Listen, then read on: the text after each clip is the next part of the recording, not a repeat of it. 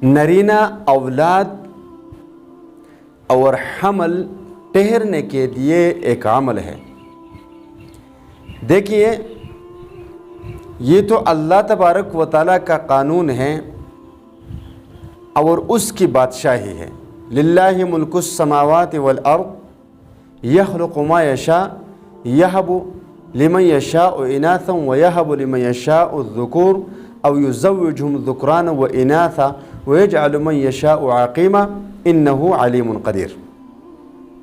देखिए, किसी को बेटे देना, किसी को सिर्फ बेटियां देना, किसी को दोनों देना, किसी को दोनों न देना, ये तो अल्लाह तबारक व तआला का काम है।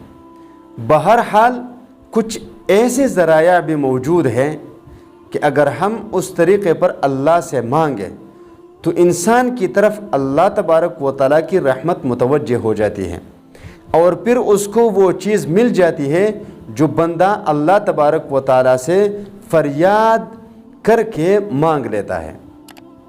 तो ऐसे बहुत सारे आमाल हैं जिसके ज़रिए अल्लाह तबारक व तआला से कुछ चीज़ें ली जा सकती हैं, लेकिन उसके लिए शर्त होना चाहिए एक ईमानी जज्बा और एक दुआ। वो दुआ तज़र्रुअन व खुफ़िया, गिड़गिड़ा कर मांगना। वजीफ़ा इस तरह काम नहीं करता कि आप यहाँ पर तस्बीह लेकर वजीफ़ा पढ़ते रहें और फिर कभी इस तरफ कभी उस तरफ, कभी ऊपर कभी नीचे, कभी किसी से बात कभी किसी से बात। तो इस तरह वज़ाइफ काम नहीं करते। इसमें तवज्जो की ज़रूरत होती है कि आप जिस चीज़ के लिए वजीफ़ा पढ़ रहे हैं उस चीज़ की तरफ आपका दयान हो और फिर दिल में ये हो कि या अल्लाह मुझे इस चीज़ को अता कर।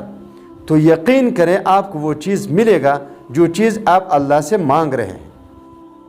अब अगर कुछ ख़वातीन ऐसी होती है जिनकी नरीना औलाद नहीं होती, और जो लोग मुझे जानते हैं वो इस बात को भी जानते हैं क्योंकि मेरे साथ भी ऐसा था।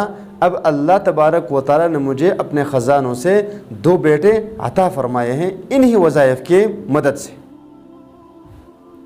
तो आपको भी ये बताता हूँ कि एक अगर आपकी नरीना औलाद नहीं, दूसरी बात अगर हमल नहीं ठहरता तो उसके लिए आपने इस वजीफ़े को 11 मरतबा पढ़ने। इस आयत करीमा को आप 11 मरतबा पढ़ें। वयुमदिदुकुम बिअमवालिन व बनीन वयजअल लकुम जन्नातिन वयजअल लकुम अनहारा।